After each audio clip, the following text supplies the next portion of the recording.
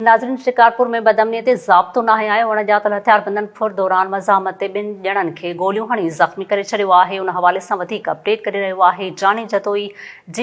वधीक अपडेट कजो।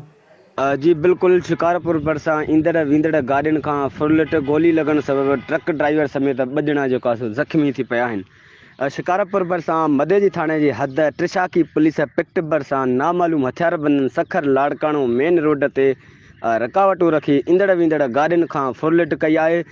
ड्राइवर पारां ट्रक न बीहारण सां हथियारबंदनि ट्रक मथां फायरिंग करे ॾिनी आहे। हथियारबंदनि जी फायरिंग में गोलियूं लॻण सबबि पंजाब प्रवासी ट्रक ड्राइवर अफ़ज़ल ऐं गोराम सख़्तु ज़ख़्मी थी पिया आहिनि। फायरिंग जे आवाज़ ते त्रिशाकी पुलिस पिकट ऐं गाइजा पुलिस पिकट ते वेठल एहलकारनि हथियारबंदनि मथां फायरिंग करे ॾिनी आहे, जंहिं बाद हथियारबंदनि ऊंधाई जो फ़ाइदो वठी जेको आहे सो फ़रार थी विया आहिनि।